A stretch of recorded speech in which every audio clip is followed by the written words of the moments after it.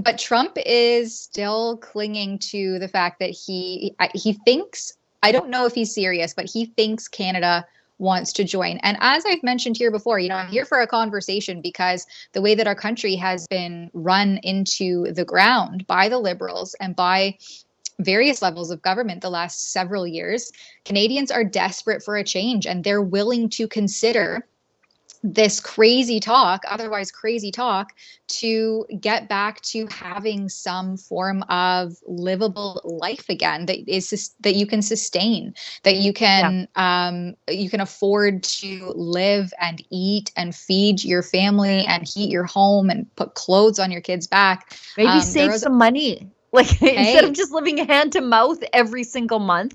I was talking to Chris Sims and she said like most Canadians, or more Canadians than not, are $200 away from insolvency. And the average cost of a cart of groceries for a family of 4, and I don't have a family of 4, I have more, and so do you, Tamara, is $300 a week. So most Canadians are less than a cart of groceries away from insolvency in this country, let alone the idea that you could save some pennies and have like a buffer in your bank account. The Liberals just don't think you're entitled to that.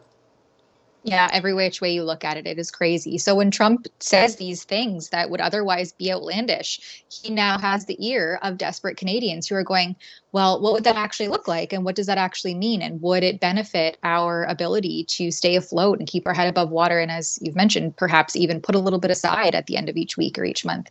But we have these comments here from, I think this was yesterday. Yeah, Trump yesterday, discussing that there is, in fact, a movement in Canada to join the United States. Can I shift our attention to Canada real Yes, quick? please. Last week, I spent some time with 2 government officials for Canada. I was asking them how realistic is it that Canada would be the 51st state? Yeah. And they told me there is a path. Alberta is first, and if they sign on, Saskatchewan would follow, and then you go west to British Columbia. There is a movement in Canada to join us. I want to get your thoughts on that and how that's proceeding right now. So it's true. Thank you, Brian. It's true. A lot of people in Canada are liking becoming our beautiful, cherished 51st state. They'll have to pay much lower taxes. They'll have the ultimate security. They don't pay very much for security right now because they rely on us. Can I shift our attention to You know what? He is right, although I don't think he wants all of BC. And I think probably has run the numbers. Like, yeah, I'll take Alberta, I'll take Saskatchewan. We'll start there because otherwise you just get a country of Democrats, unfortunately. And it's nice. It's nice to hear Trump talk about Canada as beautiful and cherished. Like he would cherish Alberta and Saskatchewan, because right now in Confederation we're treated like garbage, like absolute garbage. We're flyover country, we're yokels, we're a colony from which you extract our resources, then tell us to shut up. And so it tickles the ear to hear somebody speak so nicely about us, because Justin Trudeau doesn't talk nice about us like that.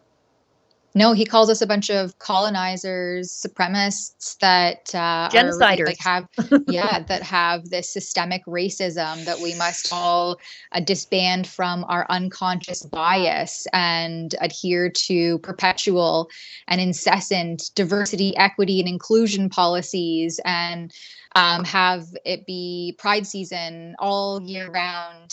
Like it's absolute nonsense. And the gaslighting that Canadians have been subjected to by our own government, especially the last few years, the fallout of COVID-19 and how it was handled, and pandemic response things, coupled with all of the tumultuous things that are happening, that just the taxes alone, as we've mentioned, Canadians are feeling it where it hurts the most, and that's in their pocketbooks. And more Canadians are saying, hey, wait a minute, this doesn't make sense. We've been gaslit by our leaders, named and shamed as though, we have some sort of systemic unconscious bias to try to unpack perpetually. And someone is talking very sensibly and reasonably down to our southern neighbor counterparts, hey, guess what? Now that's gleaned the ear of Canadians who feel perpetually slighted by the government. So that's where we are. And then it's called, that we're these extremists because we want to join the United States as the 51st state. And that's not what it's really about here. It's about being slighted by your own government, ignored, gaslit, name called.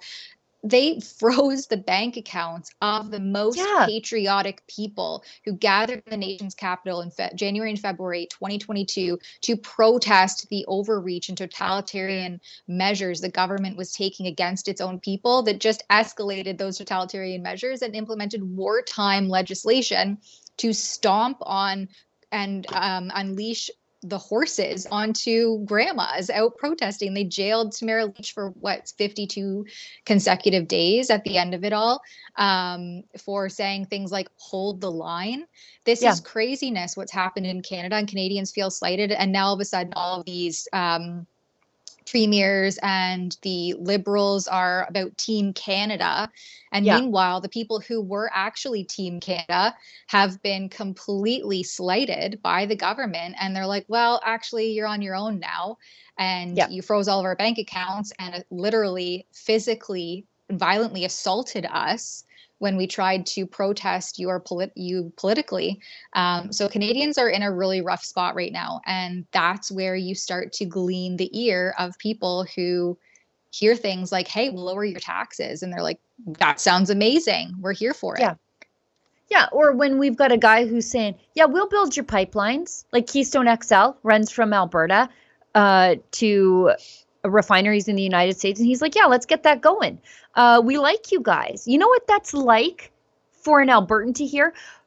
Justin Trudeau has said repeatedly there's no business case for natural gas exports. And then Trump goes and strikes a deal with the people who came a-calling to us first. How these people have said for a decade, we're not going to let you build a pipeline. There's no social license for it, whatever the hell that means. And then all of a sudden they're like, oh, we got to build pipelines now because of Trump. How about because of Canada? You should have built one 10 years ago, you big jerks. And we're supposed to come along and kiss your butts now, cozy up to you, save the day, put ourselves out of work because you're fighting the big fascist Trump. Like, get bent. We wanted out of this relationship a long time ago, or at least wanted a rejig of the relationship.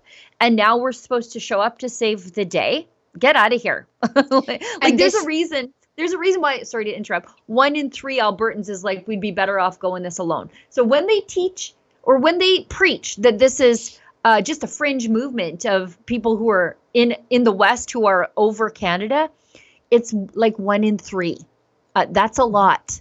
You can get a majority government in Parliament with a little bit more than that. And don't forget that these tariffs are a result of fentanyl and mass immigration that is unfiltered and largely unchecked. I think we have something like 400,000 illegal immigrants that are supposed to be sent back to their home countries that are just unaccounted for in the country. That the CBSA, the Canadian Border Agency, is just not able to locate. And Canadians have been saying, hey, we want our streets cleaned up. Community safety is being compromised by open air drug use, illicit drug use, the crime, the violence, all of the things that go with addicts trying to fuel their addiction, because we don't have any sort of actual wraparound services, as the left likes to say, or this idea of safer supply of toxic, deadly drugs on our streets being diverted to our youth and also diverted into the United States. And it took another government, a foreign government, Trump, to say, hey, Canada, clean up your streets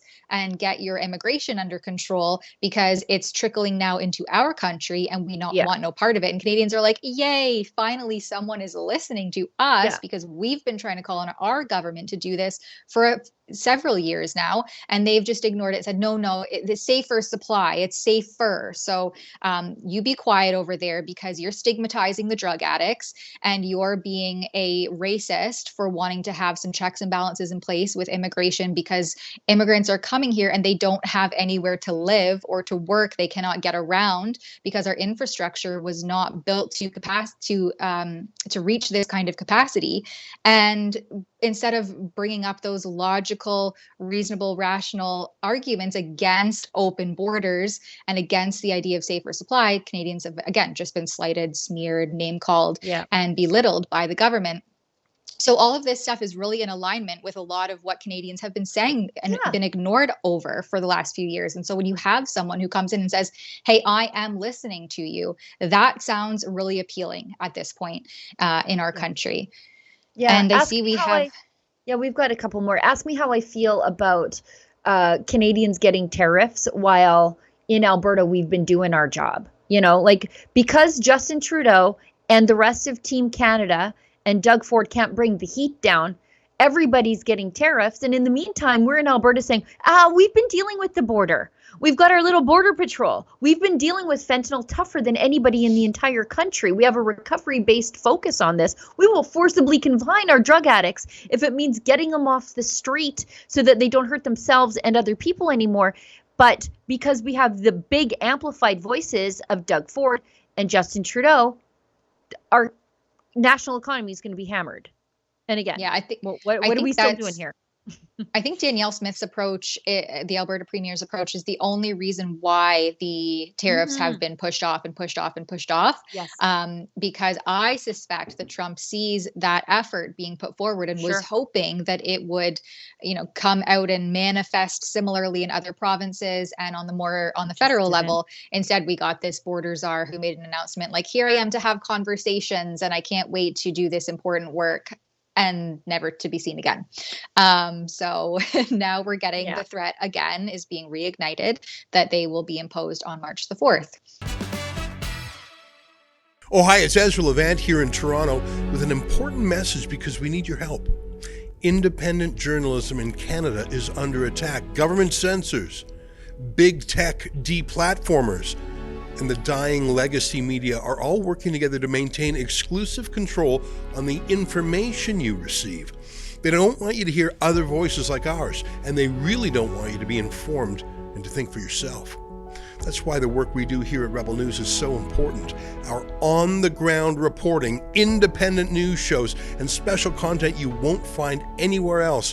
It's all designed to give you trustworthy information and alternative viewpoints so you can decide for yourself. We don't get government money, and we are not owned by some big global conglomerate. We're funded by people just like you, so please support independent journalism and help us continue our work by subscribing and becoming a Rebel News Plus member today, right here on the page. Go to rebelnewsplus.com.